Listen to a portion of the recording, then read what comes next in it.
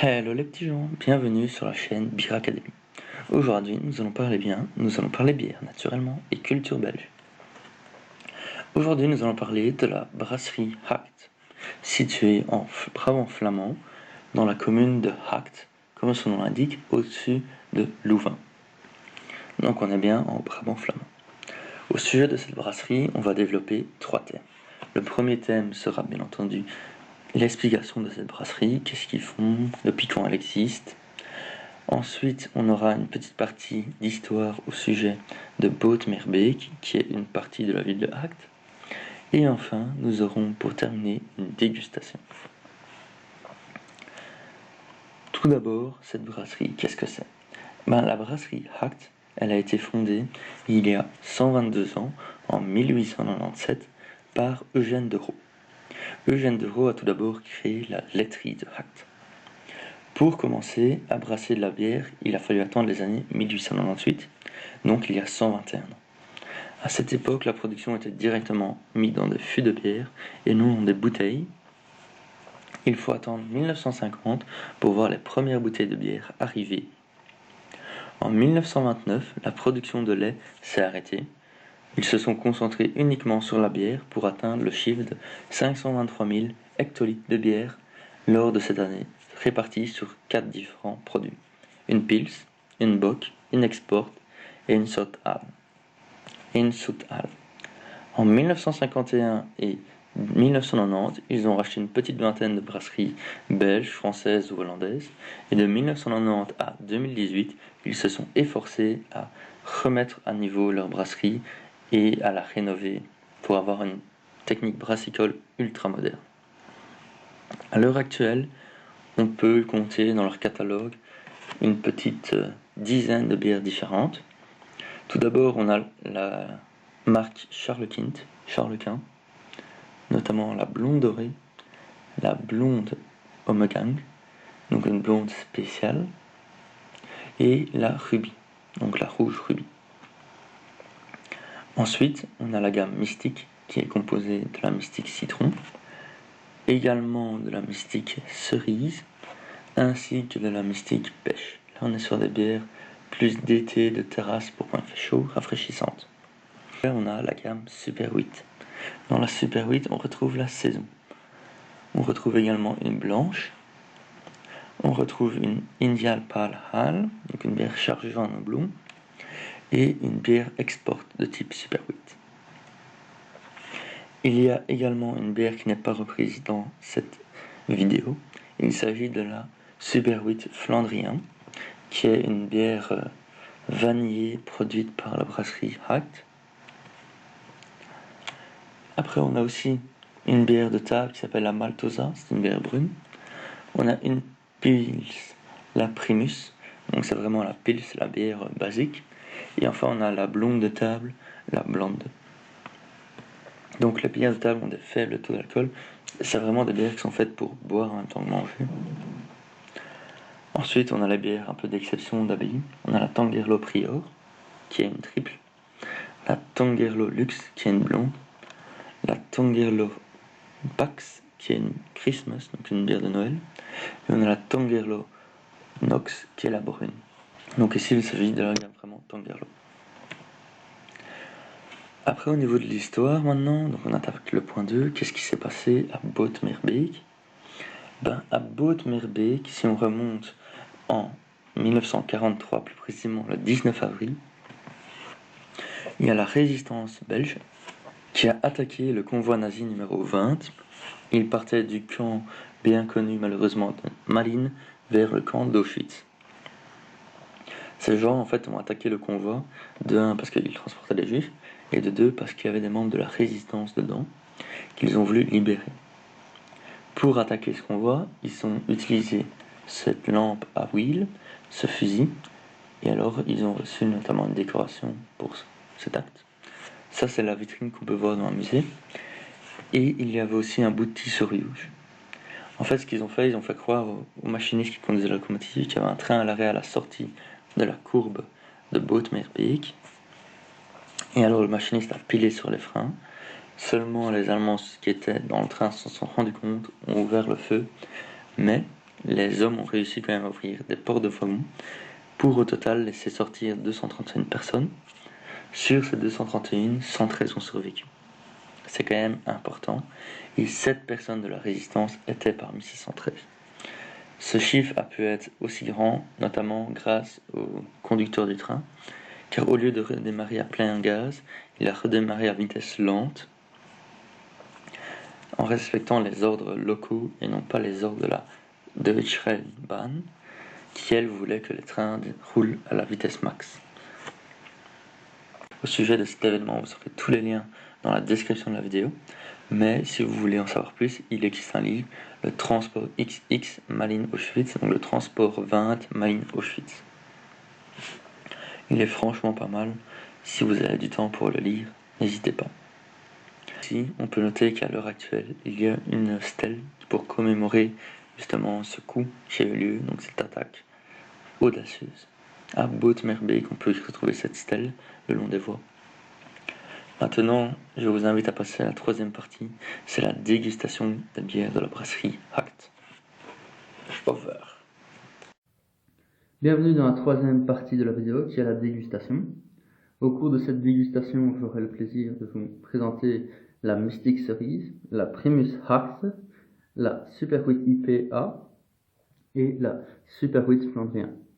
C'est naturellement 4 bières de la brasserie Hacht, mais évidemment je n'ai pas la Charles-Quint ni les Tongerlo qui sont là.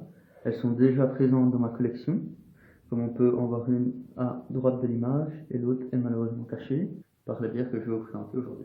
Donc, qu'est-ce qu'on peut dire déjà au sujet de toutes ces bières? Elles viennent toutes de la brasserie Hacht. Donc, au niveau de la Super 8 et de l'étiquette en général, quand on voit la bouteille, on se rend bien compte qu'il s'agit d'une belle étiquette bien faite avec le logo naturellement des cerises, pour dire de quelle bière il s'agit. On voit ensuite à l'arrière toutes les caractéristiques de la bière, donc ce qu'elle contient, la date de péremption, le volume. Ici, c'est une 25 centilitres à 3,5 volts. Donc, on est vraiment dans le cadre d'une crique. Lorsqu'on regarde ici le deuxième étiquette, on voit quel genre de bière c'est une bière fouettée, un code barre. Elle est assez bien faite. Et on a son magnifique logo M au-dessus. Donc il s'agit évidemment d'une bière d'une brasserie belge, comme il est bien marqué dessus. Et on peut même retrouver l'adresse de fabrication à l'arrière. Boort-Meelbeek, brasserie Hacht. Boerij Hacht. Donc Boerij Hacht, brasserie. Boerij, c'est en néerlandais, c'est brasserie, vous l'avez sûrement compris. Vu qu'on est en Belgique, on a deux langues, le français et le néerlandais. Donc l'étiquette est dans les deux langues, comme tous les produits belges. Donc pour ceux qui n'ont pas compris dans cette vidéo, Mystic, elle possède plusieurs sortes de bières. Et ça, c'est, je veux dire, celle qu'on voit le plus. Et celle-là, je dirais, c'est celle qu'on retrouve un peu le plus fréquemment, que ce soit dans des cafés ou même dans des grandes surfaces. Et alors, on a ici le super verre Super Wheat, donc Super Hacht, qui est un verre 33 centilitres, tout ce qu'il y a de plus classique.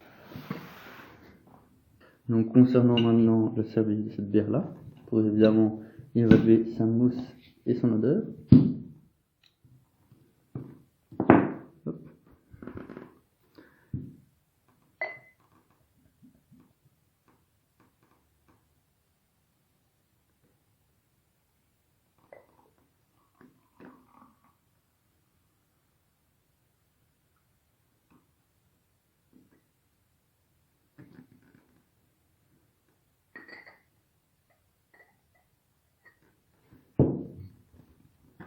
Donc une fois qu'on l'a servie, on voit vraiment bien qu'elle est rouge vive, elle est vraiment en couleur cerise. Elle n'est pas aussi rouge que l'étiquette quand même, mais elle est quand même bien rouge. On voit bien la couleur de cerise. Ce qui est bien sur cette bière-là, c'est aussi au niveau de la mousse. On a une fine mousse qui est pas très très compacte, mais elle est quand même bien là. Allez, on va dire compacte. Et surtout, cette mousse a le goût de la cerise. Donc on est vraiment sur une bière fruitée, quoi. On ne ment pas sur le produit. Alors maintenant, il faut passer un peu au reste de l'étape pour voir un peu qu'est-ce qu'elle vaut comme crique, au niveau notamment de l'odeur et après du goût. Au niveau de l'odeur, qu'est-ce qu'on peut remarquer? Quand on l'a sous le nez, on sent vraiment la cerise comme lorsqu'on en mange, quoi. vraiment un très bon goût, comme une tarte aux cerises, si on veut dire. Et quand elle a en bouche, voilà, on a un goût de cerise, c'est inévitable. Et on ne sent quasiment pas les autres composants de cette bière-là. Vu que, comme toutes les bières, il y a besoin d'autre chose que de la cerise, même si c'est de la cerise. Après, on voit qu'ils ont du froment non malté, du malt d'orge, du malt de blé. Donc, on les ressent pas, on ressent vraiment que la cerise. Et c'est ça qui est un peu troublant, mais c'est le principe d'une bière fruitée. Il y en a vraiment une bonne sensation en bouche, surtout que là il fait chaud, on est en été. Voilà, c'est une petite bière tranquille. Ça, c'est vraiment une bière typique terrasse ou de la piscine ou quoi, tranquillou, pas pour se bourrer la gueule, quoi. C'est vraiment pas mal comme bière. Au niveau des notes, du coup, pour cette bière-là, au niveau de l'étiquette, j'attribue quand même la note de 8, parce que c'est une étiquette assez sympathique, elle donne envie, quoi. C'est pas une biesque étiquette. Après, au niveau de la robe, voilà, y a rien à dire. Pour une fruitée, franchement, moi je trouve que la robe est parfaite. Bon, là, la mousse, elle crève un peu bizarrement. Mais bon, c'est comme ça, c'est de la mousse, c'est pas contrôlable. Au niveau de la robe, je mettrai aussi un 8. Au niveau de l'odeur, je suis pas totalement fan de l'odeur de cerise, mais si on est dans une bière fruitée, du coup, je mettrais quand même qu'elle respecte pas mal. Et ça aurait été bien de sentir un peu le reste aussi. Du coup, je mettrais un 9. Et en fonction du goût, là, le goût, voilà, ces caractéristiques-là, c'est vraiment propre à chacun. Et pour moi, niveau goût, elle remplit intégralement le critère que j'ai, en tout cas pour bière fruitée écrit. Il y a vraiment que le fruit, quoi. Donc je lui mets quand même la note de 10 pour le goût. Ce qui lui fait un total assez sympathique de 35 sur 40. Donc si on ramène ça sur 10, ça fait environ 9, quoi. Ça fait un peu moins de 9 sur 10. Parce que voilà, il faut vraiment que c'est une chouette bière. Ça change de bière traditionnelle, je veux dire, des pils. Au niveau des bières fruitées. Pour moi, une bière fruitée, on ne sait pas la comparer par exemple avec une pils. On ne peut pas comparer entre une mystique et une pils. Même si voilà, on préfère celle-là, mais quand on goûte quelque chose, on ne peut pas faire de comparaison de deux, c'est pas du tout le même type de produit. Celle-là, on pourrait la comparer par exemple avec une Morsubit Creek, ou une Bellevue, une Blanche Namur Rosée à la limite. Même la Blanche Namur Rosée rentre pas trop dans la caractéristique. Donc voilà, c'est assez compliqué. Une Saint-Louis Creek par exemple, ça pourrait être comparable à celle-là. Après il y en a plein d'autres, quoi. Là c'est quelques exemples. Donc voilà, maintenant je vous invite à passer à la bière suivante, qui était la Primus. 75 sur 10. Évidemment, vu que pour l'instant il n'y a qu'une seule pile dans le classement, on ne sait pas trop comparer, mais avec les autres qui vont suivre, on saura comparer par rapport à d'autres piles. C'est d'ailleurs le but du classement et des points, naturellement. Donc maintenant, je vous invite à passer à la troisième dégustation. Lors de la troisième dégustation, nous dégusterons des Super 8, notamment la IPA. Donc maintenant, voici la Super 8 IPA. Donc au niveau de l'étiquette, on peut voir, elle a pris un peu cher au frigo, vu que c'est un peu décollé. Donc on a vraiment une belle étiquette, assez bien faite. Elle est assez basique et assez simple. On voit donc Super 8, elle a vraiment pris cher. Le nom de la bière, la marque, date de péremption, pourcentage d'alcool, volume, que c'est bien de la brasserie Alt à Boot-Meerbeek en Belgique. Indian Pale Ale, donc ça veut dire ça, IPA. Donc elle est vraiment bien faite, le petit logo Super 8 vert sur la capsule. Ça mérite un petit 8 pour cette belle étiquette. Maintenant, il faut voir si c'est à hauteur de la bière. Donc voici une fois servi à quoi ressemble la bière. Elle est assez impressionnante parce que dès qu'on l'a ouvert, et je sais quelqu'un d'autre actuellement, une autre goûteuse qui est là, et dès qu'on l'a ouvert, on a vraiment senti le houblon dans la pièce. C'est assez fou. Et donc ça a l'air d'être une bière bien surprenante. Au niveau de la robe, on peut noter, c'est vraiment une très belle robe, qu'elle est pas du tout dorée, elle a vraiment une couleur orangeâtre, du turfu, comme on dirait. Donc elle a vraiment une très belle couleur orangeâtre. Et on va goûter ça. C'est bien amer. Donc au niveau de l'odeur, merci Camille. Donc au niveau de l'odeur, on sent vraiment bien le houblon une fois qu'elle est en dessous de nos narines. Et au niveau du goût, c'est phénoménal parce qu'on a vraiment l'amertume d'une IPA. Donc on a vraiment l'amertume d'une IPA, mais on a un goût qui est pas dérangeant, quoi. Ça se laisse boire, c'est un bon goût en bouche, c'est un bon arôme. Après, ce que je trouve un peu dommage, c'est que voilà, il y a vraiment cette forte présence avec une odeur de houblon, mais c'est naturel pour une IPA. Donc au niveau de la robe, je lui mettrais la note de 8.